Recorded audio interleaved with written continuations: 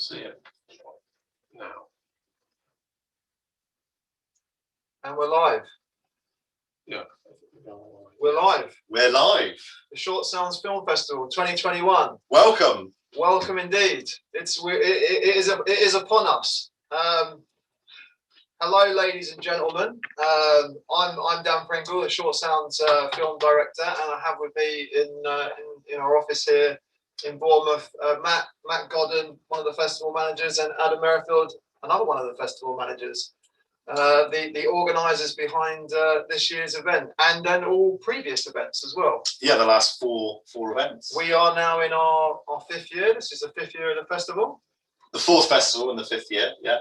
This is the fourth festival in the fifth year. We only have four festivals. This is the fourth. Okay. This is the fourth. Well, this is the fourth event in the fifth year. Shout out to Coda Communications. Shout out to Coda Communications. Hello, Coda Communications. Anyhow, we should get on with introducing what we've got in store for people this year. So obviously, this is not a normal year. We are in the midst of unprecedented global events. Yeah. So we're not in the glorious Pavilion Dance Cinema where we would normally be in the centre of Bournemouth. We're in our offices here. We are White Lantern Film, independent film production company. That's the organisation based out of the offices here, and we're all a part of the production company. But the film festival is our baby, and we operate that out of here when we're organising the festival. But this year, it is here. We're back here. It is in the offices. We have no other venue for obvious reasons. So yeah, guys, we made the decision to press ahead with the festival this year, regardless of COVID circumstances. Yeah, we decided to keep things remote. So we've put together a load of interviews. We've decided to err away from too many live events, just to keep sort of control over things. To make no sure live events. We couldn't do live events even if we wanted to. Yeah. Well, we're in a live event. This is a live event, but we're in a socially distanced compliance. This is totally COVID secure. 2 meters. We literally all just tested negative seconds before going live. We pressed the button as soon as it came. Yeah, so we've got the format for this year's festival is very similar to previous years, in the sense that we've essentially got the same Q&As that we would normally have with guest speakers, with filmmakers, sound designers, composers. The only difference is that they're all online and they're all available for you to access whenever you want to access them, as opposed to being at scheduled times when we would be hosting those events down in the cinema. And then, of course, we've got our curated short film program featuring films, shorts from across the world. Yeah, 5 programs. 5 programs, all circa 1 hour each. Yeah, about 1 hour each. Yeah. Full of some fantastic movies. We've had a plethora of great shorts to choose from this year, from those submitted, and it took a while to make the call on which ones we're going to feature. But we're very thankful of all those who submitted films this year, and it's a shame we couldn't program more. But we felt like 5 hours of films was probably enough for most people to keep people going. That should fill one's stomach. Yeah.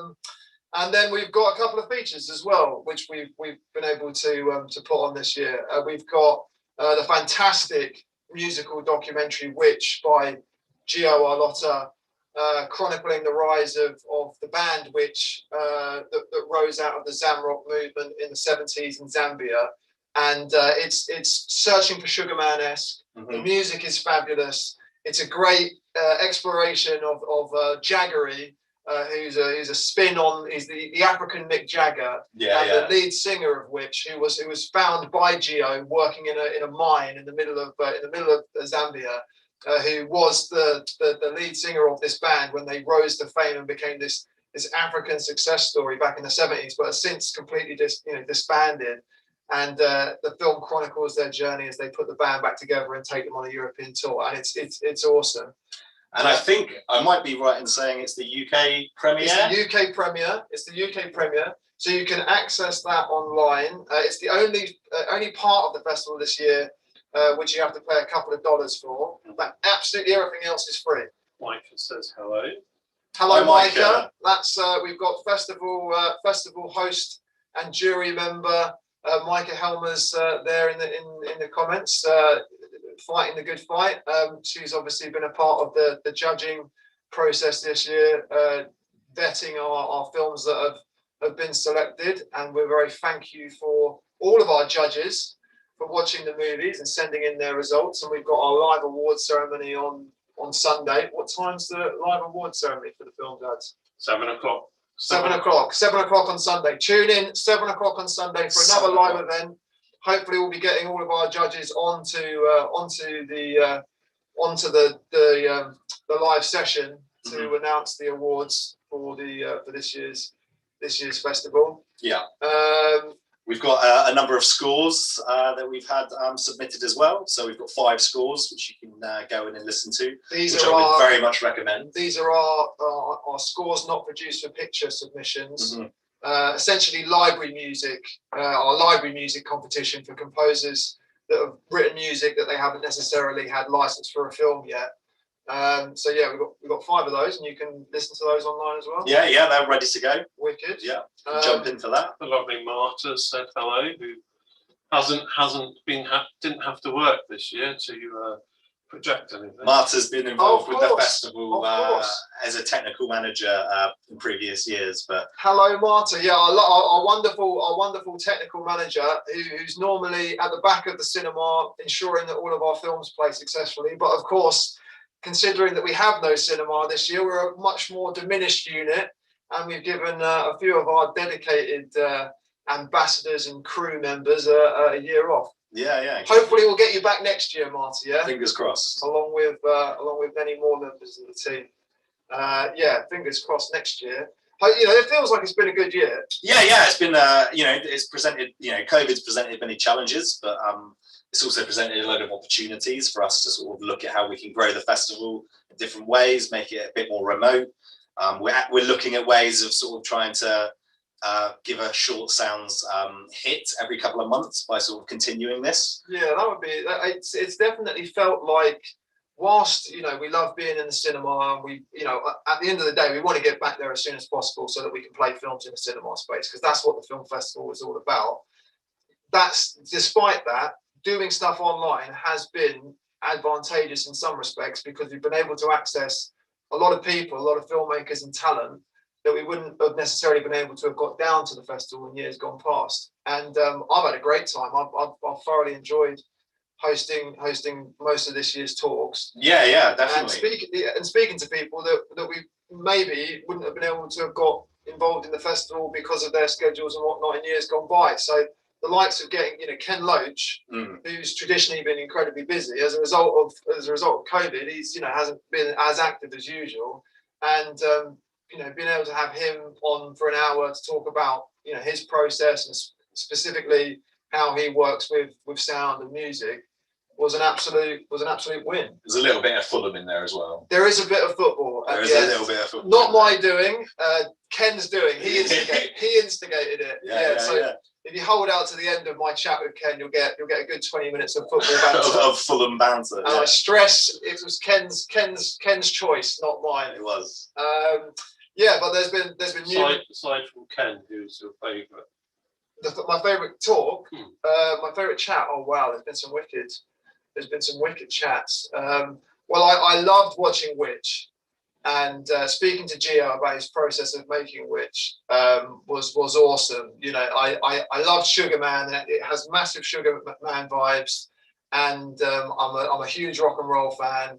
So, and I didn't know anything about that Zamrock movement. So talking to Gio about that was wicked. I don't know. There's been tons of great moments. I loved catching up with Rupert Gregson-Williams. We had a really surreal moment where he was breaking down who Adam Sandler actually is as a character, because of course Adam Sandler is one of Rupert's good mates, and he's done every score for every Adam Sandler movie, I think, since Click. And we had this really surreal chat about, where does Adam Sandler actually rank as a person on the spectrum of all of his characters. And I was looking back at that the other day when we were putting the finished parts of that talk together to upload to the festival site, and I was cracking up. I was cracking up at that. We've had a number of revisits from previous guests. So we have Ray. Ray and Rupert have obviously been down in the past.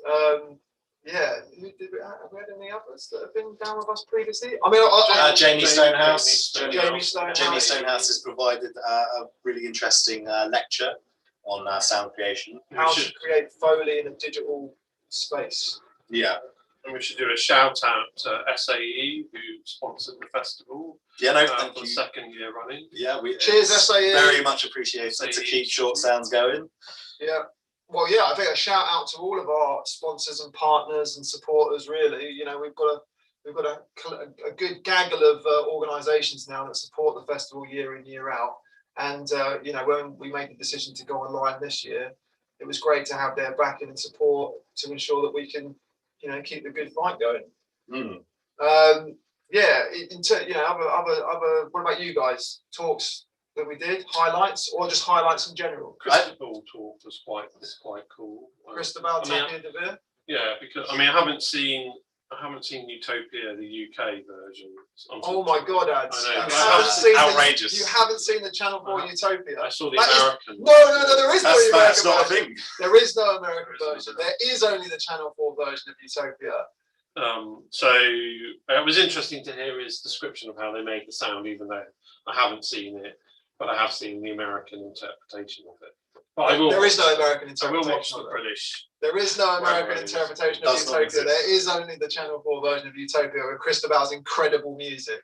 Yeah, obviously, you know, Cristobal went into his process. I loved it when he was talking about bringing the bones, the human bones over from Canada to the UK. Yeah. And how he was stopped at the airport or not stopped at the airport. And I'm just like, how did he get away with transporting human bones? Just for music. Yeah, just and for that music. was for the process of trying to create percussive noises for the soundtrack. Of Utopia. He's such a crazy creative guy, and of course, in that talk, we've also got a live breakdown of how he created percussion out of a dry rhino turd. Oh yeah. Fossilized rhino turd. Yeah, that was Yeah. mind blowing stuff. That's my favourite musical instrument. Now it's now a registered musical instrument, I Yeah. believe, as a result of Cristobal's work on Utopia. Yeah, definitely. Yeah, Christo was a cool talk, especially considering that he was broadcasting live from the middle of the wilderness in North Montreal. Just in the mountains north of Montreal. Yeah, I'm surprised we even got a signal out of him, to be honest. And that's been the same for a few of our talks. You know, people have been all over the world, and you know, of course, with the pandemic, people have been largely at home. Yeah, which has made them accessible, as we said. So it's made them accessible, but we've been quite reliant on their own personal Wi-Fi and connectivity. And microphones and everything. And we haven't actually had any real technical problems in terms of people dialing in and being No one able connecting. Yeah, no, it's being able all, to get a connection and a chat with them. it's all pretty smooth. Matt, highlights. I think my highlight is in the Ken Loach chat. He talks about working in Hollywood. He's only worked in Hollywood once to make Bread and Circuses in the late 90s, and just hearing the thought of Ken Loach working in Hollywood just is such a weird thought. He hated it, and he talks about how he hated it, and yeah, it's just a really interesting. But then we had Ray on. So then we had Ray Beckett on, who's Ken's sound recordist and sound mixer of however many decades. I think they've worked together on virtually everything since the beginning of time. But then Ray gave his own perspective on Ken working in LA, and just his face and the description of him standing on LA street corners just being completely disgruntled. And just seeing white vans go past. So actually that anecdote sort of pops up in two talks, weirdly. But yeah, I just love the thought of Ken Loach, British director of sort of working class Britons, and then he's just over in LA. He really has it in for the establishment at every level. He obviously went on a tirade against the BBC at one point. He gets into politics. But it got me thinking. Surely he's made films for the Beeb at some point, and he was just so cutting. So critical. But really interesting as well. Really interesting insights from him. And just on the history of sounds, there's a few times where he uses a few phrases that we didn't really get because they're sort of old time phrases. I don't actually. He was talking about ADR, wasn't he? Yeah, he was talking about ADR. I can't remember what phrase he used, but it's in the talk. But- some old terminology. He's so basically he was talking about how he was so anti-sync sound and doing anything that involved a sound stage or having to go in and do sound in post. He Yeah, was so for him it's so much about the moment and the actuality of a scene, and he just said, you know, he's completely and utterly anti-soundstage filmmaking. yeah, but hates them to a hilarious level. What have you So- got? A question from Mike. I don't know if you can read it up there. Can you please say a bit about the online program? Assume we get together during live events and just stream the rest as and when that between now and when? Question mark. What do we mean by what do we mean? So all of the content is pre-recorded and available to download or watch on demand through the microsite, which hopefully you're getting this stream through. But I'll put a link into the chat in a second. So all of the content's available to watch. The movie Score, the movie called Score, the documentary, is only streaming at specific times. Everything else is available on demand between now and Sunday. And then, yes, there's live events. So we have a live freelance panel tomorrow at 7 and the awards at 7 on Sunday. Yeah, and tomorrow evening we're basically you know, it's a reunion of our sound panel from last year, in which we had Ben Cousins of Dustless Digital, Glenn Yard, feature film sound recordist and sound designer, Guy Dowsett, composer and sound designer, and Steve Rafter, head of TV production at Bournemouth University and sound designer in his own right for Bomo Audio here in Bournemouth. But we had those guys all in the cinema for a panel last year, and we thought it would be fun to bring them all back 12 months later, you know, as we're coming towards the end, hopefully, Yeah, of the pandemic, and get them to share an insight into, you know, how they found the last 12 months and the challenges they faced working in a COVID landscape. yeah, a little before and after. So it should, hopefully they're all still, you know, intact. Yeah. You know, Well, we'll they've find got out. all their body parts. That's and, the exciting thing they about haven't live lost- streams. They haven't lost any organs, and Yeah. their ears are still working. Yeah, Importantly, I mean, I've obviously caught up with them all in, you know, in dribs and drabs over the last year. So I've got an idea as to what they've been up to, and they've actually, I think they've all had pretty good years. Like Yeah. surprisingly, I mean, the pandemic has had a massive impact on everybody, but it's amazing how, you know, the creative community has embraced the challenges of working from home or the challenges of social distancing and found ways to extract positives from that. Mm. And I think that's been one of the overarching things I've taken from most of the talks we've done as well so far this year. It's just how much people have spun it Yeah, to get exactly. something good out of it. And whilst of course there have been plenty of negatives and, you know, it's a whole new way of working for most people, I think it's been impressive and it's been inspirational to hear how people have just made the most of it. Yeah, So I have a burning question that a lot of people have been asking me, and I think we've been wandering around, and it's been highlighted by the lovely Lynn. We miss Lynn and Dave. Mhm. Oh, Lynn Coleman. What's going on with your hair, Dan? Oh, okay. It's an interesting The question question. is, Lynn thinks it looks great, but my question is, what is going on with it? It features in all the interviews. If that makes It's an the main. appearance- It's the main interviewee. Funnily That's enough, also a it does highlight. make an appearance in most interviews. Yeah, yeah. Funnily enough, it is a part of me in most interviews. Well, what can I say? I mean, completely and utterly unrelated to most things, sound of music or film, but it's just lockdown here, Lynn. What you know, I've got no means of doing anything about it. I've embraced lockdown here. I'm sure, you know, there are people that have found a way of working a haircut out of the scissors that they've got in their drawer at home. But no, I've just fully embraced it. I'm hoping now that the next live stream you'll actually be buzz cut. Oh, by Sunday I'll just be I'll be either free all over or I'll be wearing a cowboy hat or something, Yeah, because yeah. I'll now be way too conscious or self-aware of the fact that my hair is this long.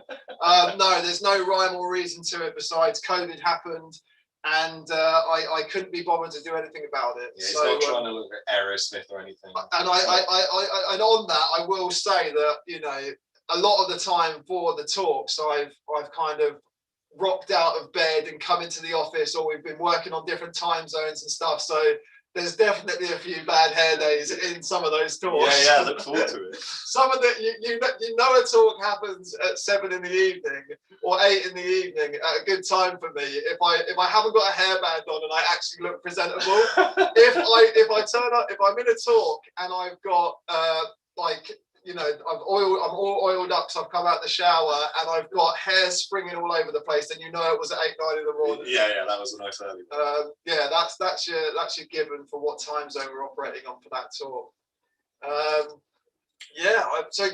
I mean, I don't want to go on too long because I'm sure we're not that interesting really. The interesting stuff is all on the website. It's all to come. It's all on the website now. We're just organisers. We're just humble organisers. Vehicles. We're vehicles for getting that content to our audience.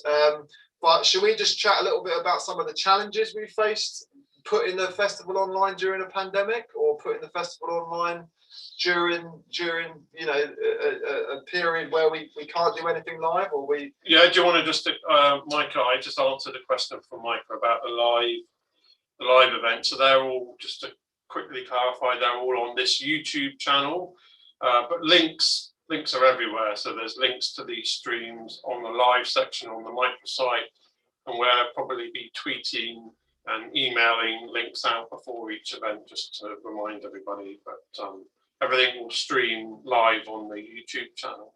But I think one of the main challenge, that's been a challenge. One of the main challenges has probably been looking for a good festival hosting service.